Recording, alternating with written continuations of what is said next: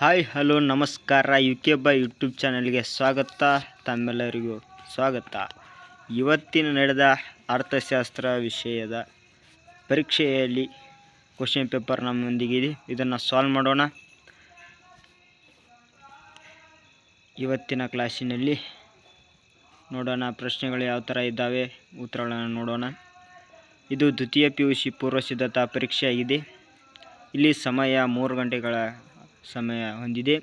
ಹಾಗೆ ಗರಿಷ್ಠ ಅಂಕಗಳು 80 ಹೊಂದಿದೆ. ಹಾಗೆಯೇ ಒಟ್ಟು ಪ್ರಶ್ನೆಗಳು 43 ಇರುತ್ತವೆ. ಇನ್ನು ಪ್ರಶ್ನೆಗಳನ್ನು ನೋಡೋಣ, ಉತ್ತರಗಳನ್ನು ನೋಡೋಣ, ಸಾಲ್ವ್ ಮಾಡುತ್ತಾ ಹೋಗೋಣ. ಕ್ವಶನ್ ಪೇಪರ್ನ ಭಾಗ ಎ ಒಳಗೆ ನೋಡಬೇಕಾದ್ರೆ ವಿದ್ಯಾರ್ಥಿಗಳೇ, ಇಲ್ಲಿ MCQನ ನೋಡೋಣ. ಸರಿಯಾದ ಉತ್ತರವನ್ನು ಆರಿಸಿ ಬರೆಯಿರಿ. ಇಲ್ಲಿ 5 ಅಂಕಗಳನ್ನು ಪಡೆಯುವಂಥ ಒಂದೊಂದು ಅಂಕದ ಪ್ರಶ್ನೆಗಳು ಇರುತ್ತವೆ. ಸರಿಯಾಗಿ ನೀವು ಹಾಕಿದರೆ ಈಜಿ ಸ್ಕೋರ್ ಮಾಡ್ತೀರಾ, ಪಾಸ್ ಆಗ್ಬೋದು. ಹಾಗೆಯೇ ಒಂದನೇದು ನೋಡೋಣ. ಬೇಡಿಕೆ ರೇಖೆ ಮಧ್ಯೆ ಬಿಂದುವಿನಲ್ಲಿ ಸ್ಥಿತಿಸ್ಥಾಪಕತ್ವ. ಇಲ್ಲಿ ಆಪ್ಷನ್ಸ್ ನೋಡೋಣ. A 1 ಸಮಾನವಾಗಿರುತ್ತದೆ, B 1ಕ್ಕಿಂತ ಕಡಿಮೆ ಇರುತ್ತದೆ, C 1ಕ್ಕಿಂತ ಹೆಚ್ಚು ಇರುತ್ತದೆ, D 0 ಸಮವಾಗಿರುತ್ತದೆ. ಇಲ್ಲಿ ಸರಿಯಾಗಿ ಉತ್ತರ ನೋಡಬೇಕಾದ್ರೆ ಆಪ್ಷನ್ಸ್ A 1ಕ್ಕೆ ಸಮನಾಗಿರುತ್ತದೆ. ಹಾಗೆ ಮುಂದಿನ ಪ್ರಶ್ನೆ 2. ಕಾಬ್ ಡಗ್ಲಾಸ್ ಉತ್ಪಾದನಾ ಬಿಂಬಕ. Options A Q bracket X1 X bracket complete, B Q bracket X1 X2 bracket complete, C Q bracket X1 X2 bracket complete, ಹಾಗೆ D Q bracket X0 X1 bracket complete. ಇಲ್ಲಿ ಸರಿಯಾದ ಉತ್ತರ ನೋಡಬೇಕಾದ್ರೆ C ಆಗುತ್ತೆ. C Q X1 Q X2 delta bracket complete. ಇದು ಸರಿಯಾದ ಉತ್ತರ ಆಗಿದೆ. ಹಾಗೆಯೇ ಮುಂದಿನ ಪ್ರಶ್ನೆ 3. ಪರಿಪೂರ್ಣ ಪೈಪೋಟಿ ಮಾರುಕಟ್ಟೆಯಲ್ಲಿ ಕೊಳ್ಳುವವರು ಮತ್ತು ಮಾರುವವರು. ಇಲ್ಲಿ ಸರಿಯಾದ ಉತ್ತರ ನೋಡೋಣ. ಈಗ ಆಪ್ಷನ್ಸ್ಗಳನ್ನು ನೋಡೋಣ.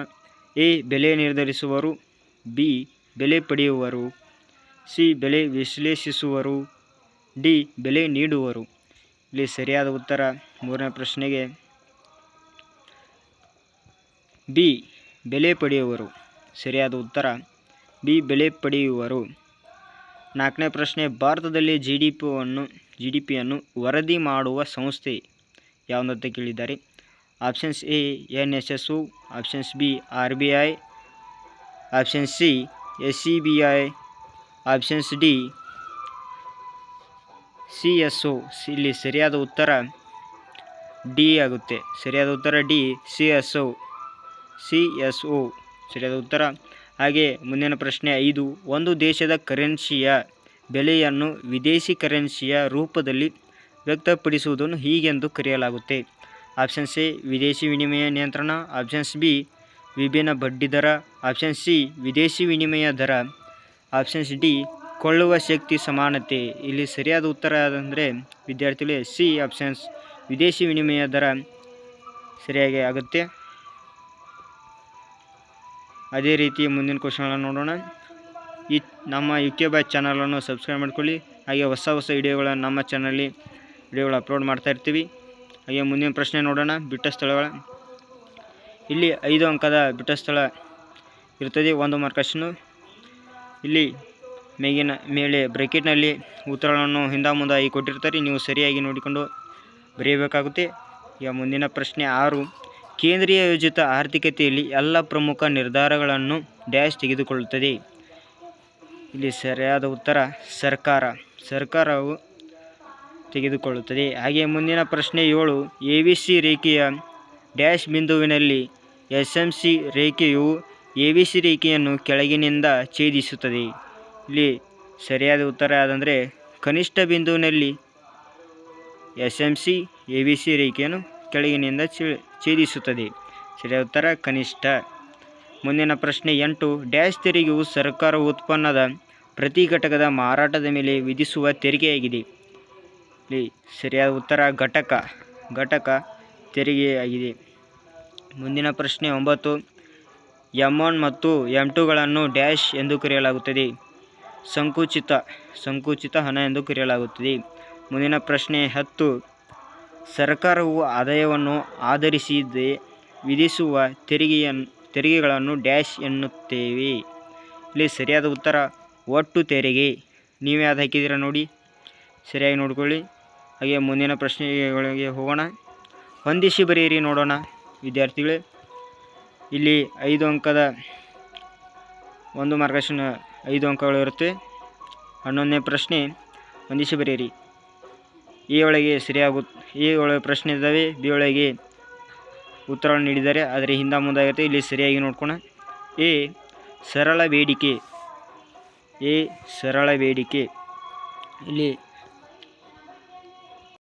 ಇಲ್ಲಿ ಸರಿಯಾದ ಉತ್ತರ DP bracket DP A - DP. ಇದು ಸರಿಯಾದ ಉತ್ತರ ಸರಳ ಬೇಡಿಕೆಗೆ. ಹಾಗೆಯೇ ಮುಂದಿನ ಪ್ರಶ್ನೆ ಬಿ MR. ಇಲ್ಲಿ ಸರಿಯಾದ ಉತ್ತರ ತ್ರಿಭುಜ TR by Q ಆಗುತ್ತೆ ಸರಿಯಾದ ಉತ್ತರ. ಹಾಗೆಯೇ ಮುಂದಿನ ಪ್ರಶ್ನೆ ಸಿ ಮರು ಖರೀದಿ ಒಪ್ಪಂದ. ಇಲ್ಲಿ ಸರಿಯಾದ ಉತ್ತರ ರೆಪೋ ಆಗುತ್ತೆ ಸ್ನೇಹಿತರೆ. ಹಾಗೆಯೇ ಮುಂದಿನ ಪ್ರಶ್ನೆ ಡಿ ಉಳಿತಾಯ. ಇಲ್ಲಿ ಉಳಿತಾಯಕ್ಕೆ ಸರಿಯಾದ ಉತ್ತರ Y - C. ಹಾಗೆಯೇ ಮುಂದಿನ ಪ್ರಶ್ನೆ ಈ ಹೂಡಿಕೆ.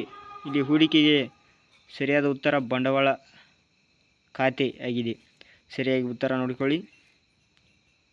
ಮುಂದಿನ ಪ್ರಶ್ನೆಗಳಿಗೆ ಹೋಗೋಣ. ಇಲ್ಲಿ ಒಂದು ವಾಕ್ಯದ ಅಥವಾ ಪದಗಳಲ್ಲಿ ಉತ್ತರಿಸಿ. ಇಲ್ಲಿ 1 ಮಾರ್ಕರ್ಸಿನ 5 ಪ್ರಶ್ನೆಗಳಿರುತ್ತೆ. ಸರಿಯಾಗಿ ನೀವು ಬರೆಯಬೇಕಾಗುತ್ತದೆ. 12ನೇ ಪ್ರಶ್ನೆಗೆ ಸರಿಯಾಗಿ ಉತ್ತರವನ್ನು ನೀವು ಬರೆದೇ ಇರ್ತೀರ, ಏಕೆಂದರೆ ಇಲ್ಲಿ ಕೂಡಿಸಬೇಕಾಗುತ್ತದೆ. ಕೂಡಿಸಿ ಬಂದ ಉತ್ತರವನ್ನು ನೀವು ಬರೀಬೇಕು. ಹಾಗೆಯೇ 13ನೇ ಪ್ರಶ್ನೆ ಪೂರೈಕೆ ಎಂದರೇನು? ಪೂರೈಕೆ ಎಂದರೆ ಒಂದು ವಸ್ತುವಿನಲ್ಲಿ ಅಧಿಕ ಪ್ರಮಾಣ ವಸ್ತುವನ್ನು ಕಳೆದರೆ ಲಾಭ ಆಗದ ವಸ್ತುಗಳಲ್ಲಿ ಪೂರೈಕೆ ಎನ್ನುತ್ತಾರೆ. ಹಾಗೆಯೇ ಮುಂದಿನ 14ನೇ ಪ್ರಶ್ನೆ ರಫ್ತುಗಳ ಅರ್ಥವನ್ನು ಬರೆಯಿರಿ. ರಫ್ತು ಒಂದು ದೇಶದಿಂದ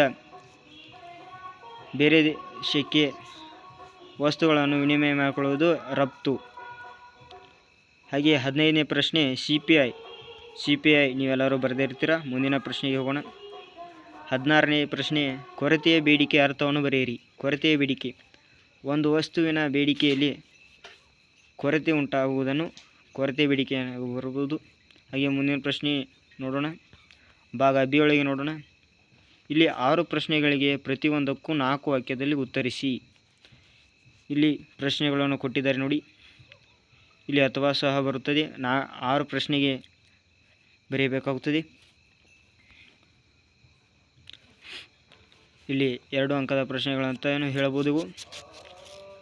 ಇಲ್ಲಿ 17ನೇದು ಮೂಲ ಆರ್ಥಿಕ ಚಟುವಟಿಕೆ. ಮೂಲ ಆರ್ಥಿಕ ಅಂದರೆ ಚಟುವಟಿಕೆ ಪಟ್ಟಿ ಮಾಡಿ ಅಂತ ಕೊಟ್ಟಿದ್ದಾರೆ. ಪಟ್ಟಿ ಮಾಡಿದರೆ 2 ನೀವು ಇಲ್ಲಿ ನೋಡಬೇಕಾದ್ರೆ ವಿನಿಮಯ ಅದು ಬರಿಬೋದು, ಅನುಭೋಗ ಅಂತ ಬರಿಬೋದು, ವಿತರಣೆ ಸಹ ಬರಿಬೋದು. ಹಾಗೆ ಮುಂದಿನ ಪ್ರಶ್ನೆ 18 ಬೇಡಿಕೆ ನಿಯಮ. ಈ ಬೇಡಿಕೆ ನಿಯಮ ಎಲ್ಲರೂ ಬರೆದೇ ಇರ್ತೀರ ಹಾಗೆ 19ನೇ ಪ್ರತಿಫಲ ಪ್ರಮಾಣದ ವಿಧಗಳನ್ನು ಬರೆಯಿರಿ. ಪ್ರತಿಫಲದ ಪ್ರಮಾಣದ ವಿಧಗಳು: ಒಂದು ಇಳಿಮುಖ ಪ್ರತಿಫಲ ಪ್ರಮಾಣ, ಇನ್ನೊಂದು ಏರಿಕೆ ಪ್ರತಿಫಲ ಪ್ರಮಾಣ. ಹಾಗೆ ಮುಂದಿನ ಪ್ರಶ್ನೆ ನೋಡೋಣ. 20 ಬೆಲೆ ಪೂರೈಕೆ ಸ್ಥಿತಿಸ್ಥಾಪಕವನ್ನು ಅರ್ಥ ನೀಡಿ ಅದರ ಸೂತ್ರವನ್ನು ಬರೆಯಿರಿ. ಸರಿಯಾಗಿ ನೀವು ಬರೆದಿರ್ತೀರ. 21 ಇಬ್ಬರು ಉತ್ಪಾದಕರ ಪೂರೈಕೆ ರೇಖೆಯು ಕ್ರಮವಾಗಿ ಇಲ್ಲಿ ಈ S1P = P-15 ಮತ್ತು S2 = P-5. ಈ ಸರಿಯಾದ ಉತ್ತರ ಲೆಕ್ಕ ಮಾಡಬೇಕಾಗುತ್ತೆ, ನೀವು ಮಾಡೇ ಇರ್ತೀರ. ಹಾಗೆಯೇ ಮುಂದಿನ ಪ್ರಶ್ನೆ 22 ಅನುಭೋಗಿ ಸರಕುಗಳು ಮತ್ತು ಬಂಡವಾಳ ಷೇರುಗಳ ನಡುವಿನ ವ್ಯತ್ಯಾಸ ಬರೆಯಿರಿ. ಈ ವ್ಯತ್ಯಾಸ ಬರೆಯಬೇಕಾದ್ರೆ 5 ಪಾಯಿಂಟ್ಗಳು ಮಾತ್ರ ಬರೆಯಬೇಕಾಗುತ್ತದೆ, 5 ಅಥವಾ 6. ಸರಿಯಾಗಿ ನೀವು ಬರೆಯಿರಿ. 23 ಮೂಲ ಬೆಲೆಗಳಲ್ಲಿ ಮತ್ತು ಮಾರುಕಟ್ಟೆ ಬೆಲೆಗಳಲ್ಲಿ GVAಗಳ ನಡುವಿನ ವ್ಯತ್ಯಾಸ ಗುರುತಿಸಿ. ಹೀಗೆ ಮುಂದಿನ ಪ್ರಶ್ನೆ ತಪಶೀಲ ಪಟ್ಟಿ ಹೂಡಿಕೆ ಎಂದರೇನು? ಅದು ಯಾವಾಗ ಧನಾತ್ಮಕ ಋಣಾತ್ಮಕ ಆಗುತ್ತೆ ಎಂದು ಒಂದು ಕಥೆಯ ಮೂಲಕ ಸಹ ನೀವು ಬರೆಯಬಹುದು ಅದನ್ನು. ಹೀಗೆ ಮುಂದಿನ ಪ್ರಶ್ನೆ 25 ಕೇಂದ್ರ ಸರ್ಕಾರ ಯಾವುದಾದರೂ 2 ಪ್ರತ್ಯಕ್ಷ ಪರೋಕ್ಷ ತೆರಿಗೆಗಳನ್ನು ಬರೆಯಿರಿ. ತೆರಿಗೆಗಳು: ಒಂದು ಅಬಕಾರಿ ತೆರಿಗೆ, ಇನ್ನೊಂದು ಹಣದ ತೆರಿಗೆ. ಸಂಪತ್ತಿನ ತೆರಿಗೆ ಅಂತ ಹೇಳ್ಬೋದು. ಹಾಗೆ 26 ಪುಕ್ಕಟ್ಟೆ ಸಹೋದರರು ಯಾರು, ಅವರು ಹೇಗೆ ಕಾರ್ಯನಿರ್ವಹಿಸುತ್ತಾರೆ ಅಂತ ಕೇಳಿದ್ದಾರೆ. ಇಲ್ಲಿ ಮಾರುಕಟ್ಟೆಯಲ್ಲಿ ಪುಕ್ಕಟ್ಟೆ ಸವಾರರು ಒಂದೊಂದಾಗಿ ವಸ್ತುಗಳನ್ನು ತೆಗೆದುಕೊಳ್ಳುತ್ತಾ ಹೋದರೆ ಇವರು ಪುಕ್ಕಟ್ಟೆ ಸವಾರರು ಎಂದು ಕರೆಯಬಹುದು. ಈ ಭಾಗ ಸಿ ಒಳಗೆ ನೋಡಬೇಕಾದ್ರೆ ಇಲ್ಲಿ 5 ಪ್ರಶ್ನೆಗಳಿಗೆ ಮಾತ್ರ ನೀವು ಉತ್ತರವನ್ನು ಬರೆಯಬೇಕಾಗುತ್ತದೆ. ಇಲ್ಲಿ 4 ಅಂಕಗಳನ್ನು ಪಡೆಯಬಹುದು ನೀವು ಒಂದು ಪ್ರಶ್ನೆಗೆ. ಇಲ್ಲಿ ಉತ್ಪಾದಕ ಸಾಧ್ಯತಾ ಗಡಿ ರೇಖೆ 27ನೇ ಪ್ರಶ್ನೆ. ಇಲ್ಲೊಂದು ಕೋಷ್ಟಕ ಹಾಕಿ ಮತ್ತು ರೇಖಾಚಿತ್ರವನ್ನು ಎಳೆಯಬೇಕಾಗುತ್ತದೆ. ಎಕ್ಸ್ಪ್ಲೇನ್ ಕೊಟ್ಟರೆ ಪಿಕ್ಸ್ 4 ಮಾರ್ಕ್ಸ್ ಕೊಡುತ್ತಾರೆ ನಿಮಗೆ. ಹಾಗೆ 28ನೇ ಪ್ರಶ್ನೆ, ಒಟ್ಟು ತುಷ್ಟಿಗುಣ ಮತ್ತು ಸೀಮಾಂತ ತುಷ್ಟಿಗಳ ನಡುವಿನ ವ್ಯತ್ಯಾಸ ಬರೆಯಿರಿ.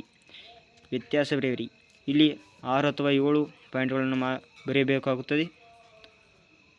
ಹಾಗೆ 29ನೇ ಪ್ರಶ್ನೆ ಕೋಷ್ಟಕ ಇದೆ, ಎಲ್ಲರೂ ಬರೆದಿರ್ತೀರ. ಇಲ್ಲಿ ಏನು ಮಾಡಬೇಕಂದ್ರೆ ಲಾಭ ಅಂತ ಬಂದಾಗ ಪ್ರತಿ ಉತ್ಪನ್ನದ ಹಂತದ ಲಾಭವನ್ನು ಅಂದಾಗ ಈ ಪ್ಲಸ್ ಮಾಡಬೇಕಾಗುತ್ತದೆ. TR ಮತ್ತು TC ಅನ್ನು ಪ್ಲಸ್ ಮಾಡಿದರೆ ಲಾಭ ಬರುತ್ತದೆ. ಹೀಗೆ ಮುಂದಿನ ಪ್ರಶ್ನೆಗಳು, ಬೆಲೆ ಅಂತಸ್ತು ಪರಿಕಲ್ಪನೆ ರೇಖಾಚಿತ್ರದೊಂದಿಗೆ ಚರ್ಚಿಸಿ. ಇಂಪಾರ್ಟೆಂಟ್ ಕ್ವಶನ್ ಆಗಿದೆ ಇದು, ನೀವೆಲ್ಲ ಬರೆದೇ ಇರ್ತೀರ.